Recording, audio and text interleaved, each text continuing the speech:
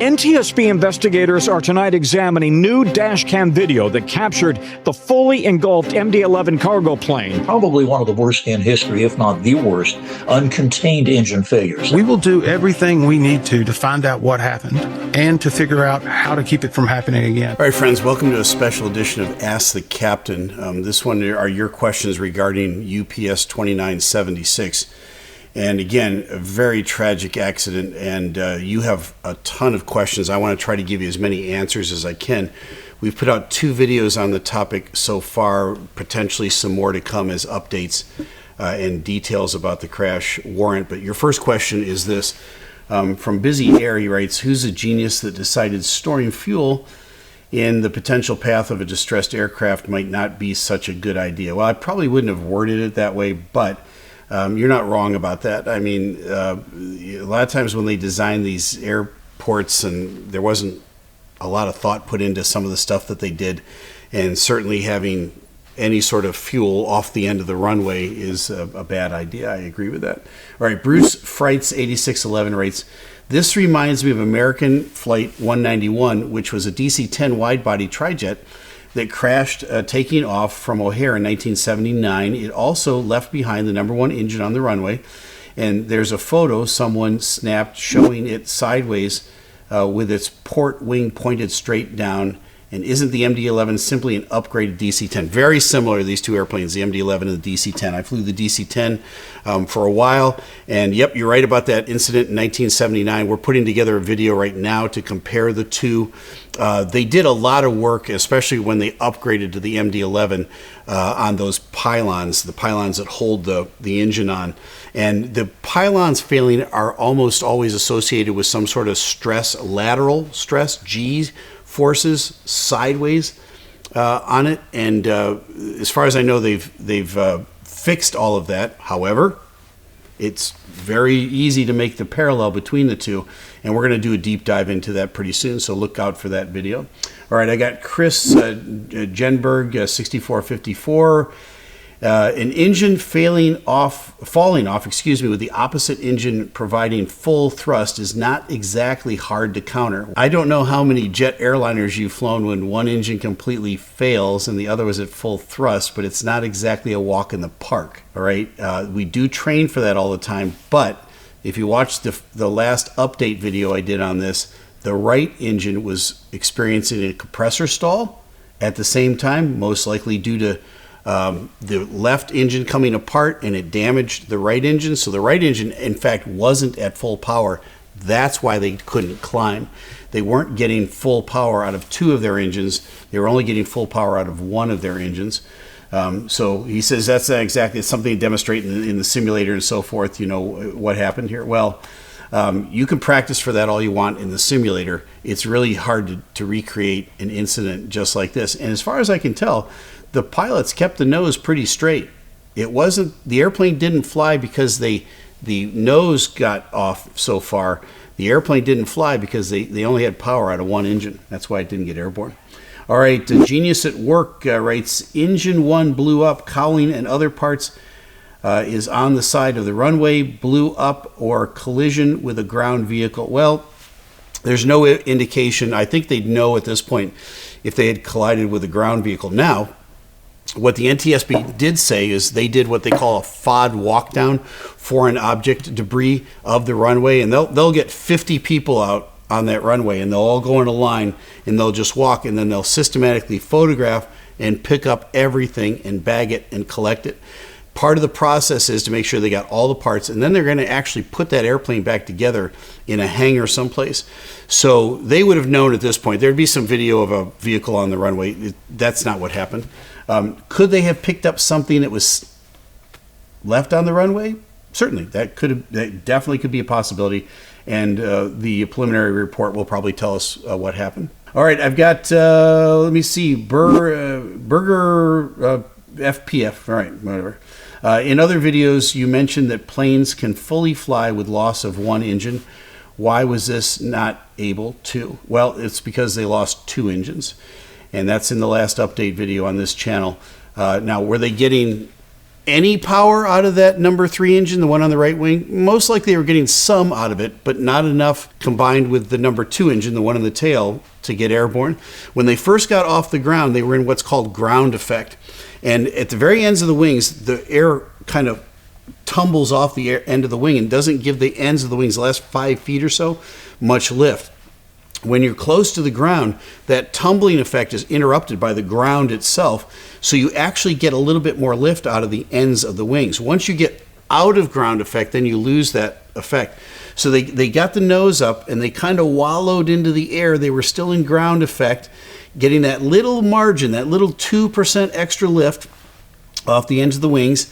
And then they got up to, I'm going to say maybe 50 feet altogether. The NTSB said 400 feet.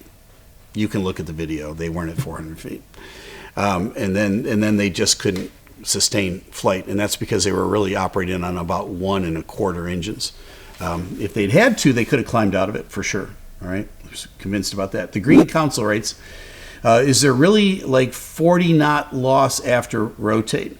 Because if the data says they were airborne at a max of 150 feet, 140 knots, but they took off at 180. That's a huge loss of speed in a relatively small amount of time. It's not a huge loss of speed.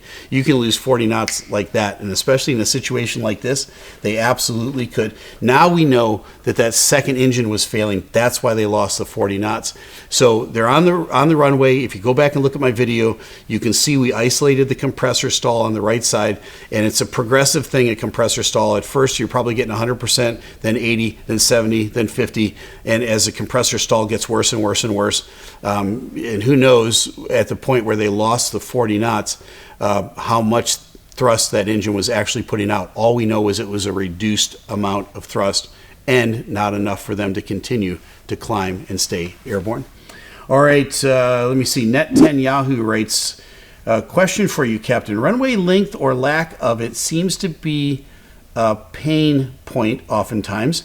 Is there a reason runways couldn't be extended to alleviate these situations? Well, in theory, yeah, you could extend every runway. It still wouldn't make a lot of difference because in a normal takeoff at a normal gross weight, I can take off in plenty of time to even reject the takeoff. Extending the runway out, it might help a little bit. You'd have to tear down all those houses and factories and everything else that's off the end of every runway around the country.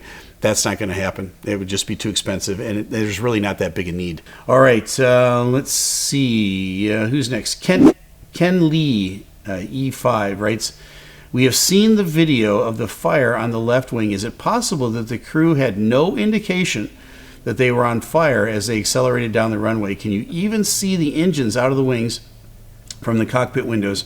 What would be their first indication of trouble? Well, let's take those 3 questions inside out. No, you can't see the engines from inside the cockpit. You also can't see the ends of the wings.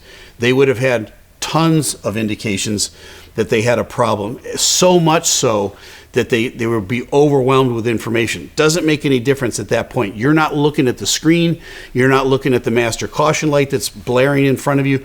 You're not really even listening to the horns that are going off telling you you've got an engine fire. All you're doing is pulling the nose of that airplane off when your co-pilot says rotate to get airborne. That's what we're trained to do. So you're not going to do anything until you get to 400 feet. When you get to 400 feet, you're going to say, tell me what I got. And the pilot monitoring is going to say left engine failure, right engine fire, whatever it is. And then you're going to say, okay, give me the quick reference checklist for the engine fire on the right side. I'm just making this up, but those are the sequence of events. 400 feet, nothing happens until that. Why? You want to get the airplane safely off the ground and away from any obstacles. They never got that far. Even though the NTSB said the ADSB data said 400 feet, no. Dutch Ronald Stevens writes, just out of curiosity, shouldn't the airplane be able to rotate with only 2 engines running on max thrust? Yeah, absolutely. And they did rotate. They got the nose off, but they should be able to climb out, is probably your question, with 2 engines. Yeah, if they'd had full power on the number 3 and the number 2 engine, even with that left wing on fire, they would have climbed out. Would they have made it all the way back to pavement? I don't know. But they would have climbed out and they would have missed the buildings. They didn't have full power out of 2 engines. They only had full power out of 1 engine, and that was the problem. All right, Mike BH7Esh writes, Captain Steve says that after V1 you must go airborne. Is that true? It would not make sense if a failure takes place after V1 or even at VR. That would make the plane unfit for flight to continue with the takeoff. Well, it's such a snap decision at that point. And all of us are trained over and over again that when you hear V1, you're going flying. Why? Because if you try to reject after V1, it's a certainty that you're going to go off the end of the runway. So the hopeful mind says, and the trained mind says, I got to get this airplane off the ground now. That's my number one priority, to avoid the obstacles at the end of the runway. What we don't train for is a dual engine failure on the takeoff roll. There's no point in that training. It would be negative training because you would crash every time. So on an airplane with 2 engines, dual engine failure, every time you're going to crash. A 3-engine airplane, again, it's not going to climb at all. It's going to see what you saw is exactly how that aircraft is going to operate. You're going to get the nose off the ground. It's going to get into the air just a little bit. It's going to try to climb, but as soon as it gets out of ground effect, it's going to come right back down into ground effect. And if there's a building in front of it, it's going to hit it. So we don't train for that because it's not. But could they have hit the brakes after V1? Yes, they could have, but they're not trained to do that, and they would have for certain gone off the runway. In that scenario, this one, they were hoping to get airborne. It didn't work out. But that's a great question. It's very insightful. All right. I got HNL Mike 3589 writes, just a query. Wouldn't the tower be watching the takeoff roll and maybe see something amiss in radio and alert so they could attempt to abort before V1? I don't think anything happened before V1. I think this whole thing happened after V1. But imagine the time frame that takes. Tower's out there looking. Let's say they're right on top of it. They see something happen to the left engine. A little flame or something comes out. They don't know that the airplane's at V1 or not, but let's say they're right on the microphone and they're watching. They see that first little flame come out and they go, UPS 2976, your left engine's on fire, right? At that point, the time it would take for that to get to the airplane and the pilots to comprehend it and to analyze what's going on with their airplane and to reject it, that's a lot of time. That's too much time. They're well past V1 at this point. And they don't need that one more distraction. They get everything they need on the aircraft. I can guarantee you, as soon as that left engine started to come apart, that cockpit lit up like a Christmas tree. And the pilots knew it first, not because it lit up like a Christmas tree. They knew it because they heard it. That's your first indicator of any problem with the engines or the airplane is your ears. That left engine starts to come apart and you hear the RPM change immediately, right? And so they go, something's wrong, and they look and the lights all come and they feel a little bit of this, right? The airplane starts to lurch to the left. It's like, all right, pilot puts in right rudder, co-pilot calls rotate, pilot pulls back on the nose. All right, come on, are we going flying? Are we going flying? He's pulling. He can only pull so far. They start to wallow up in the air. The airspeed starts to bleed off. What the heck? He's got the power pushed up all the way. He's trying to get airborne. He's losing airspeed. Why am I losing airspeed? And then wham, he hits the things. And there's just not enough time for a human being to analyze all of that thoroughly, right? They fall back on their training. They try to climb out. They did everything they could possibly do to save that airplane, but what they didn't know was that the number 3 engine on the right side was giving them greatly reduced thrust. It's tough. Patent 303 writes, could this be a similar event to Concorde, or something was kicked up into the engine? Yeah, absolutely. That's a distinct possibility. Something could have gotten kicked up into the engine. The report will tell us whether it was or not. All right, Uncle John 9547 writes, to me, it is eerily similar to the knife edge crash of United Airlines 232 in Sioux City, Iowa, July 19th, 1989. Although the Sioux City aircraft was a DC-10 version, when the number 1 engine failed to spool up on short final, the left engine dipped and hit the ground. The video shows significant similarities in the crashes. I don't know much about that crash. I'll have to look into that. That sounds like a good one to maybe fold into the next video that we're going to do comparing United or American Airlines 191 back in '79. Maybe there's something to be gleaned here. So thanks for pointing that out. But I don't know much about that one. Max McDonald 7174 asks this question: how does the engine bust the mounts off during takeoff? Well, there's pylons that attach to the wing. So the wing goes here, the pylons attach to the wing. They're super strong, all right? And they hold on to that big, huge engine underneath of them. Now, the pylons are meant, for the most part, to be stressed for going with the airflow, right? The airplane's going straight. And most of the time, with a little bit of variation this way or that way, the airplane goes pretty much straight. If the airplane gets yaws, and that's the proper term for it, if it yaws too much, and the G forces against the side of the engine increase dramatically, it can, in some instances, cause that pylon to fail. It's very, very rare. It's only happened a few times really in the modern jet era. It doesn't look in this incident that was a factor. Now, could the pylon have failed? Sure, it could have.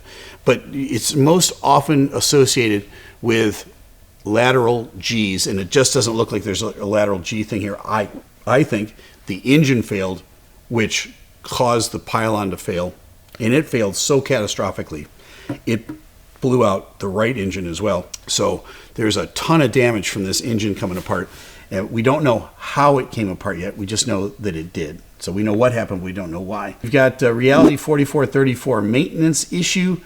Many airlines have outsourced maintenance to save money. Maintenance by mechanics that don't meet U.S. standards. That is true. I'm not sure about this one. I do know that I think the airplane was in St. Louis or someplace for maintenance. It had been in maintenance about 6 weeks, which is a C check. That's a very comprehensive. Basically, they take the whole airplane apart and put it back together, replace everything that needs to be replaced, inspect everything that needs to be inspected. And the NTSB was asked this question, and they said they didn't have any indication that there was any sort of a maintenance-related issue with that airplane that day. So all airliners have lots of maintenance issues, right? That because the armrest at 34F is loose doesn't mean the engine's going to fall off. So again, a little deeper dive into the maintenance history on this airplane might reveal something. The preliminary report from the NTSB, I'm really eager to see that, as you are, and I'll come to you right away when we get that. Hopefully that'll give us some insight as to if it was maintenance related or not. But that's an excellent question. All right, FS6622 says, since the NTSB has confirmed that the engine did in fact disconnect from the aircraft, did the fire result from that, or did the fire cause that? And given the history of the MD-10 or DC-10 and the MD-11, is it time to send them to the boneyard? Well, that's a really good question. Is it time to send these airplanes to the boneyard? For the most part, the DC-10 has been sent to the boneyard. The MD-11 is another story. But I think there's going to be a lot of scrutiny of the MD-11 after this accident, and that might be the final result. You're asking the chicken or the egg question. Did the engine failure cause the pylon to fail, or did the pylon failure cause the engine to fail? 6 of one, half dozen of another, 50-50 on this one. I think it was the engine failure that caused the pylon to fail. Could have been the pylon? Yeah, absolutely. There's no doubt about that. So again, the preliminary report will help us have some insight to that. Clear Direct 7013 writes, is it possible that the left engine coming apart might have caused the structural failure of the left wing? Perhaps the spar failed and caused that airplane to crash. No, it looks like, and if you watch my last video, we've got a dash cam footage of the airplane coming across the road, and we stopped it right there on one of the frames, and you can see the left engine is missing. You can see the right engine is attached, but its compressor stalling, and the left wing is completely intact.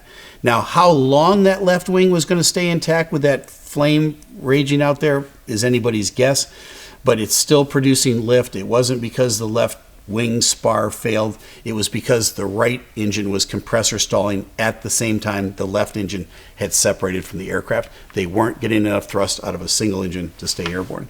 All right, Volksfan GA writes, did anyone else notice that at rotation a flash comes from the right engine? Yeah, we noticed that. In fact, we noticed it right away. On the first video, I saw that, and I talked to my producer. We were going to right away do another video and come out with it. I talked to about a dozen different pilots, retired and current pilots. I said, what do you see in this video? They all said, oh yeah, that's a compressor stall out of the right side. And we wanted to confirm that and wait for the major news agencies to confirm that, and they did. The NTSB curiously didn't talk about it at all at their briefing. And so I'm hoping that our video points them in that direction. But yeah, I did see the flash. Look at my last video on the update. We talk about that in detail. All right, Moonstone Stardust writes, here at San Francisco International, I was just there yesterday, most of the airplanes take off over water.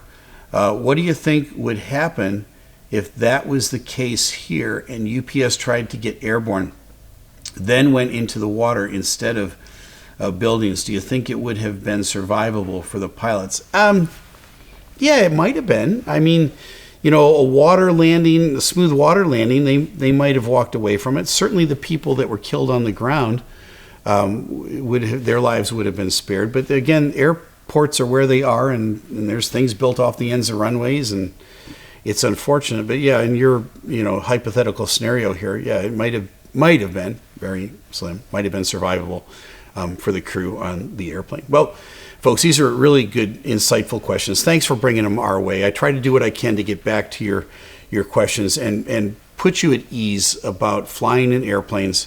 To me, this accident is an absolute unicorn. It's a one-off. I've never seen in a commercial airliner the number 1 engine take out the number 3 engine in such a dramatic fashion, and so suddenly and so catastrophically.